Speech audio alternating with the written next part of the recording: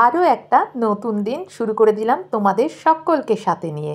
আমার সুজাতা সয়েল চ্যানেলে তোমাদের সবাইকে অনেক অনেক স্বাগত আর অনেক অনেক ভালোবাসা। আশা করছি তোমরা সকলে খুব ভালো আছো, আমিও ভালো আছি।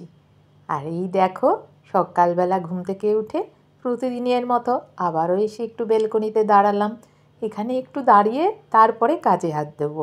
আর এখানে একটু দাঁড়াতে আমার খুব ভালো লাগে, একদম শান্ত নিরিবিলি পরিবেশ, ভীষণ ভালো লাগে। একটু চুপচাপ কিছুক্ষণ দাঁড়িয়ে থাকি, তারপরে কাজে হাত দিই।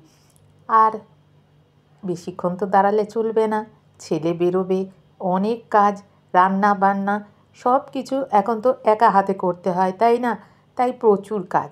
আর তারপরে দেখো, চা, একটু কাজ সেরে নিয়ে তারপরে চাটা করে নিলাম। চাটা খেয়ে নিলে কাজে একটা আলাদা এনার্জি পাওয়া যায়।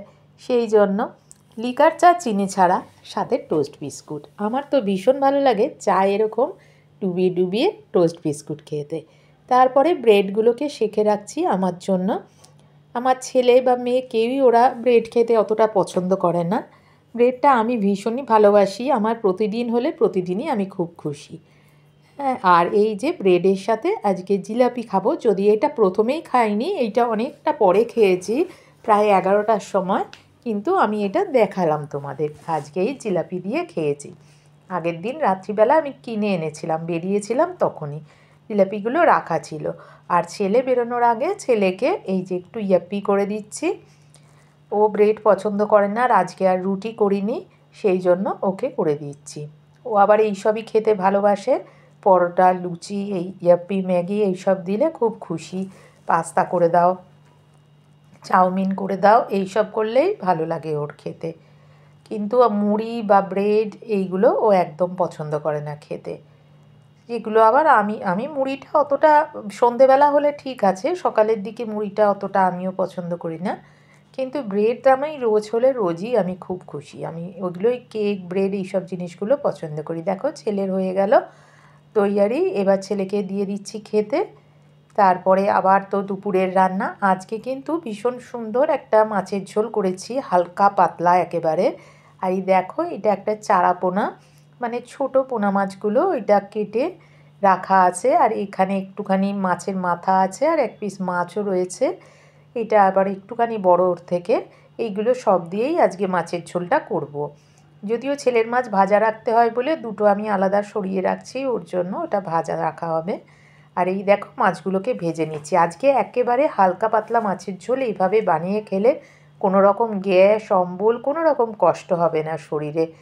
কোনো রকম বাটা মশলার ঝামেলা ছাড়াই আজকে এই মাছের ঝোলটা করব। তোমরা হয়তো অনেকেই বানাও, কিন্তু যারা বানাওনি তারা একবার এভাবে বানিয়ে দেখবে, যেমন সুন্দর টেস্ট, আর খেতেও মানে এত ভালো হয়েছিল কি বলবো। আর কোনো রকম গ্যাস, অম্বল কিচ্ছু হবে না, শরীরের পক্ষেও ভীষণ ভালো এরকম ঝোল খাওয়া। দেখো, আমি আজকে ঝোলটা করব বেগুন, আলু, শিম, বিনস, গাজর সব কিছু দিয়ে। দেখো কীরকম লাগবে, তোমরা দেখো, দেখে তারপরে আমাকে জানিও। আমার ছেলে এমনিতে সবজি খেতে চায় না, তাই ভাবলাম মাছের ঝোলটাই যখন করছি, তাতে যদি সব সবজিগুলো দিয়ে করা যায়, তাহলে ঝোলের মধ্যে তো সেই সবজির পুষ্টিগুণগুলো থেকে যায় না মাছের ঝোলটার মধ্যে। তাহলে সেই ঝোলটা দিয়েও যদি ও ভাত খায়, তবুও তো তাতে ওর কিছুটা উপকার হবে, তাই না? অনেক বাচ্চারা দেখবে সবজি খেতে চায় না, তাদেরকেও যদি মাছের ঝোল এইভাবে করে দেওয়া হয়, আর এতে কোনো আমি মানে কোনো রকম বাটা মশলা বা কিচ্ছু দিইনি, একদম হালকা পাতলা।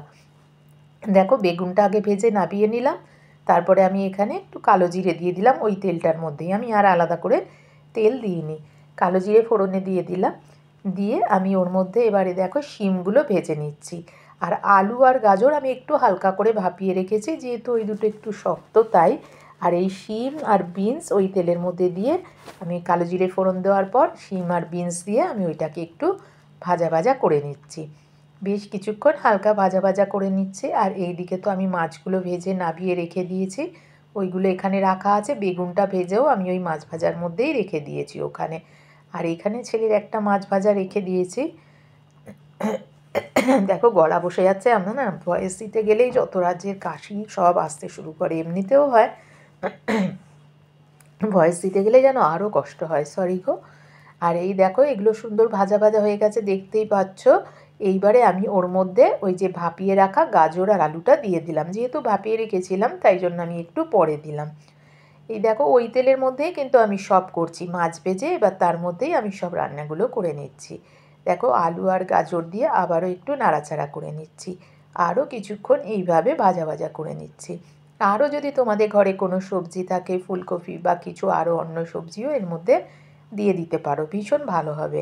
আর এই যে বেশ ভাজা কিছুক্ষণ হয়ে যাওয়ার পর দেখো আরও কিছুক্ষণ ভেজে নিচ্ছি। তারপরে আমি একদম হালকাভাবেই করছি, তোমরা বুঝতেই পারছো এখনো অবধি আমি কোনো মশলা বা কিছু এর মধ্যে দিইনি।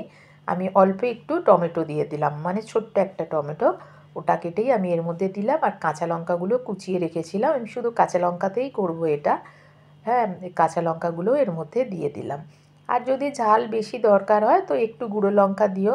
আমার ছেলে আবার একটু ঝাল ঝাল হলে ভালোবাসে বলে আমি কখনো কখনো একটু গুঁড়ো লঙ্কা দিই, বা কাঁচা লঙ্কাটা গোটা গোটা দিইনি, কেন কেটে দিয়েছি যাতে বিনসের সাথে মিশে না যায়। আর এই দেখো এখানে আমি একটু গুঁড়ো হলুদ দিয়ে দিলাম, আর একটুখানি গুঁড়ো ধনে দিয়ে দিলাম, দেখেছো? দিয়ে এবার একটুখানি জিরে গুঁড়ো এর মধ্যে দিলাম, হলুদ গুঁড়ো, জিরে গুঁড়ো আর ধনে গুঁড়ো। আমি কিন্তু এখানে কোনো বাটা মশলা দিইনি, পেঁয়াজ আদা রসুন কিচ্ছু না, একদম পেঁয়াজ আদা রসুন ছাড়াই মাছের ঝোলটা ভীষণ ভালো হবে খেতে। দেখো আরও কিছুক্ষণ ভালো করে ভাজা ভাজা করে নিচ্ছি মশলাটা দেওয়ার পর। শুধু গুঁড়ো মশলাগুলো দিয়েছি, গুঁড়ো মশলা তোমরা জলে গুলেও দিতে পারো, জলে গুলে দিলেও ভালো, সেটা আরও বেশি ভালো করে কষা হবে। কিন্তু আমি এইভাবেই এখন দিয়ে আর একটুখানি ভাজা ভাজা করে নিচ্ছি। দেখো তোমরা বুঝতেই পারছো বেশ সুন্দরভাবে কষাটা হয়ে এসছে। সামান্য নুন দিয়ে আরও ভালো করে কষতে থাকলাম, যতটুকু মানে পরিমাণ মতো নুন দিলাম, কেন মাছ ভাজাতে নুন আছে, বেগুনটা ভাজার সময়ও নুন দিয়েছি, সেই বুঝেই নুনটা দিতে হবে। সেটা দিয়েও আর একটু ভালো করে ভাজা ভাজা করে নিচ্ছি। দেখো বেশ সুন্দর করে হয়ে আসছে ভাজাটা, বুঝতেই পারছো সব মশলার সাথে, সব সবজিগুলোর সাথে মশলা মিশে গেছে। এবারে আমি গরম জল দিয়ে দিলাম। তোমরা তো জানোই সব রান্নাতেই আমি গরম জল দিই, তাতে রান্নার টেস্টটা ভালো হয় আর তাড়াতাড়ি ফুটেও যায়, রান্নাটা হয়েও যায়, বেশি সময় লাগে না। আর এটা বেশি সময় লাগবেও না, যেহেতু আমি আলু আর গাজর ভাপিয়ে রেখে দিয়েছিলাম। আর শিম বিনস এগুলো তো সব নরমই, এগুলো তো বেশিক্ষণ হতে লাগে না। আর বেগুনটাও আমি ভেজে নাবিয়ে রেখেছি, সেই জন্য এটা হতে একদমই বেশিক্ষণ লাগবে না। এবার দেখো আমি জলটা দিয়ে দিয়েছি, এবার বেগুনগুলোও ওর মধ্যে আমি যে ভেজে রেখেছিলাম সেই বেগুনগুলোও আমি ওর মধ্যে দিয়ে দিচ্ছি। কেন এটা বেশিক্ষণ ফুটবে না, অল্প কিছুক্ষণ ফুটলেই আমি এটা নাবিয়ে ফেলবো। দেখো আমার হয়েই এসছে, ভালো করে ফুটলে আমি মাছগুলো দিয়ে দেবো, দিয়ে তারপরে আমি নাবিয়ে ফেলবো। বেগুনটা দিয়ে আবারও একটু নাড়াচাড়া করে নিচ্ছি। দেখো পুরো সবগুলো মিশিয়ে নিচ্ছি একসাথে, একটু ফুটে ওঠা অবধি অপেক্ষা করতে হবে।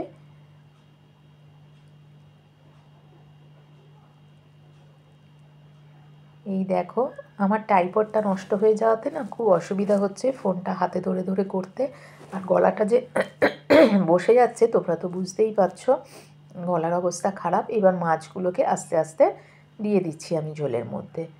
দেখো মাছগুলো, মাথা তো আমিই খেতে ভালোবাসি, আগে মেয়ের বিয়ের আগে মেয়ে খেত, আর এখন আমিই খাই মাথা। মেয়ে মাথা আর লেজা খেতে খুব ভালোবাসতো মাছের, ওগুলো ওই খেত, কিন্তু এখন মেয়ের বিয়ে হয়ে যাওয়াতে ওগুলো আমাকেই খেতে হয়, ছেলে তো খায় না। দেখো আমি ধনেপাতা দিয়ে দিচ্ছি মাছের ঝোলে, কিন্তু ধনেপাতা দিলে মানে যে কোনো রান্নায় শীতকালে ধনেপাতা দিলে আমার ভীষণই ভালো লাগে খেতে। আর এরকম হালকা পাতলা মাছের ঝোল করলে তাতে ধনেপাতা দিলে তো আরও ভালো লাগে। এখনও পর্যন্ত তোমরা যারা আমার ভিডিওটা ধৈর্য সহকারে দেখছো তোমাদের সবাইকে অনেক অনেক ধন্যবাদ, অনেক অনেক ভালোবাসা। আশা করছি তোমরা তো অবশ্যই একটা লাইক দিয়ে ভিডিওটা দেখছো। আর ভিডিও শেষে আজকে আমার এই মাছের ঝোলের রেসিপিটা তোমাদের কেমন লাগলো সেটা জানাতে ভুলো না কিন্তু। দেখো আমার মাছের ঝোল হয়েই এসেছে, এবার আমি গ্যাসটা নিভিয়ে দেব। আর যেসব নতুন বন্ধুরা আমার ভিডিও দেখছো বা দেখো, আমার চ্যানেলটা এখনও সাবস্ক্রাইব করোনি, যদি ভালো লাগে তাহলে আমার চ্যানেলটা সাবস্ক্রাইব করে আমার পাশে থেকে যেও। সবাই খুব খুব ভালো থেকো, আর আমার এই মাছের ঝোল কেমন লাগলো সেটা কিন্তু অবশ্যই জানিও, ভীষণ টেস্টি হয়েছিল খেতে। সবাই খুব ভালো থেকো, আবার দেখা হবে পরের দিন নতুন কোনো ভিডিওর সাথে। ততক্ষণের জন্য টাটা, গুড নাইট, শুভরাত্রি। সবাই খুব ভালো থেকো। আবার দেখা হবে পরের দিন। টাটা।